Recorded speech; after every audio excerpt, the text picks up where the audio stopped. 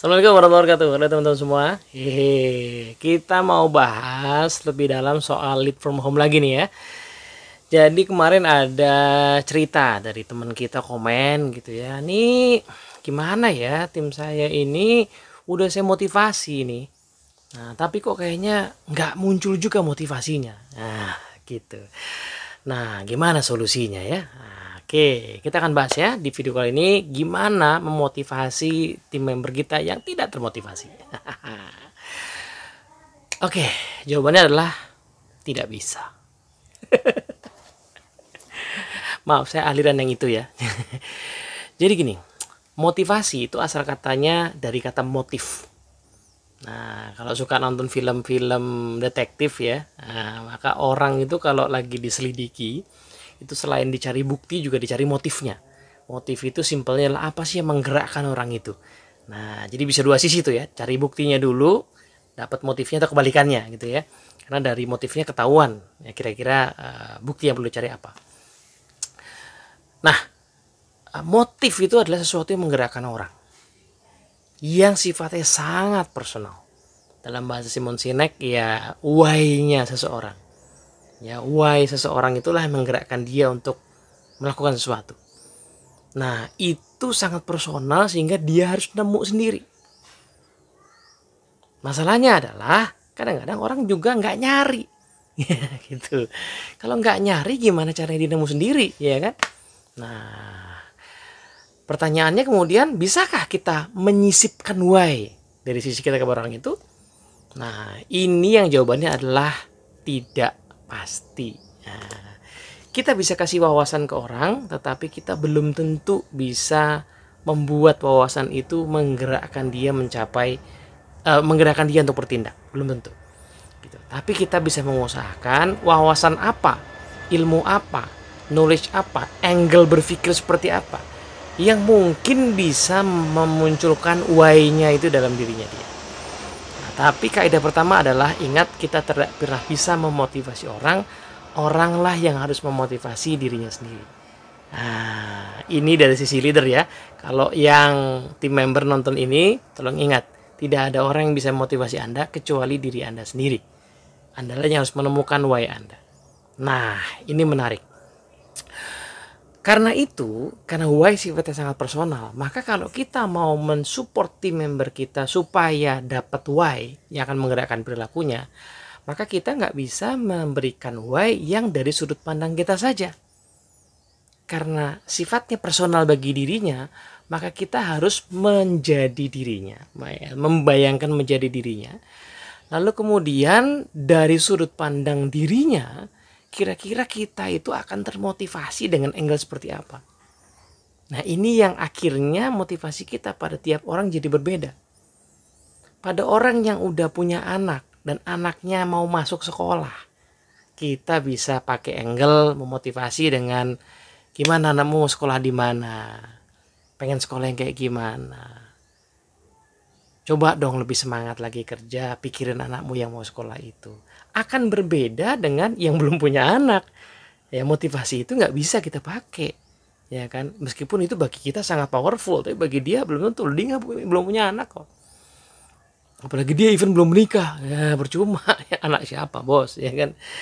Jadi gitu ya. Mesti kita lihat dari sudut pandang dia, kira-kira apa yang akan menggerakkan dia. Nah, yang menggerakkan orang itu macam-macam bos. Nah, kalau meminjam ilmu neurolinguistic programming nih ya, ada yang menggerakkan orang itu memang sifatnya dari lingkungan. Jadi misalnya, lihat teman-teman kamu tuh, mereka bisa, masa kok nggak bisa? Ada yang begitu. Ada yang bisa kena dengan sudut pandang begitu. Tapi nggak semua. So let's try. Ada yang termotivasi dengan stimulus yang sifatnya dengan rada-rada berbau materi. Ada duitnya loh, ada bonusnya loh, performance kamu loh, ya kan? Nanti kalau kamu bisa dipromosikan, nanti kalau kinerja kamu bagus, ada yang begitu. Tapi nggak semua bos. Ada yang sifatnya kebanggaan, pride-nya kita singgung. orang kayak kamu tuh potensinya gede banget tuh, masa cuman segini. Itu ada yang kena, tapi nggak semua juga, ya bisa dicoba ya kan. Dan ada yang sifatnya sangat spiritual, kerja itu ibadah loh. Emang kamu pikir ngerjain begini nih bukan ibadah, ya kan? Emang kamu pikir ibadah hanya sholat aja, ya kan? Kamu tuh bukan bekerja semata-mata jalanin tugas loh, kamu tuh lagi melayani orang yang butuh bantuan kamu. Kita tim menyediakan produk untuk bantuin orang. Bayangin kalau seandainya orang butuh masker, perusahaan kita nggak produksi, kan dia susah juga. Itu juga sangat spiritual. Jadi kita mesti bermain di antara itu, dan kita mesti membayangkan, memikirkan menjadi dirinya. Apa kira-kira yang kena? Disitulah kemampuan kita mengenali, mengobservasi tim member jadi penting. Karena orang yang motivasinya spiritual misalnya, jadi ilfil kalau kita ngomonginnya cuma duit. Kebalikannya, orang yang sangat termotivasi secara materi, nggak tergerak atau akan menganggap omong kosong kalau kita bicara soal spiritual. Ya. Nah, menariknya adalah orang tuh kadang-kadang naik turun kondisinya. Orang yang lagi down berbeda, orang yang lagi happy, semangat juga berbeda. Nah, maka memotivasi sebenarnya PR-nya lebih banyak di mengenali motif yang kira-kira bisa menggerakkan seseorang.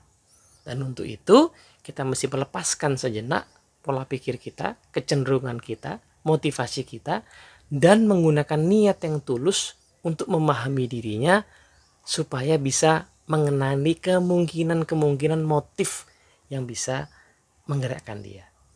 Nah, lebih bagus tentunya itu terjadi lewat one on one. Lewat obrolan-obrolan kita bisa mengenali dia. Oh, ternyata ada masalah keluarga. Keluarga sangat penting bagi dia. Oh, ternyata wah, masalahnya bukan keluarga nih, tapi masalah dia sendiri masih nyari. Dia tuh mau apa dalam hidup ini? Ini ada nih. Jadi, saya pernah ketemu orang yang kita nggak akan lihat dari luar, tapi begitu kita ngobrol agak mendalam, tiba-tiba, Mas, terus terang aku tuh masih mencari sampai sekarang ya. Tuhan itu apa sih? Serius nih. Itu loh. Jadi segala pergulatan dia tuh ternyata it's not about money, it's not about career. Ya, ternyata dalam obrolan yang mendalam, pergulatan dia tuh pergulatan mencari Tuhan. Ada yang begitu, tapi tidak semua orang begitu. Gitu. Nah, inilah poin penting dalam motivasi orang. Oke, kita rangkum ya. Pertama, kita nggak bisa memotivasi orang. Kita hanya bisa membantunya menemukan motif yang bisa menggerakkannya. Dan untuk itu, yang kedua poinnya, memotivasi sebenarnya adalah kegiatan mengenali dan memahami seseorang, sehingga kita akan lebih mudah mencari alternatif yang mungkin bisa menggerakkan dia. Nah, tapi poin pertama itu sangat penting, karena poin pertama akan membuat kita ikhlas, nyantai, santuy dalam motivasi orang. Mengapa? Karena tanpa pemahaman yang poin pertama, kita nggak bisa motivasi orang, dia harus ketemu sendiri. Tanpa itu ya, maka kita akan stres, bos. Saya udah mencoba segala macam teori motivasi, nggak menggerakkan dia.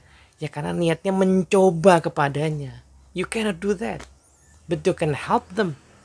You can be their friends. Ya, you can understand them. Nah, moga-moga manfaat. Assalamualaikum warahmatullahi wabarakatuh.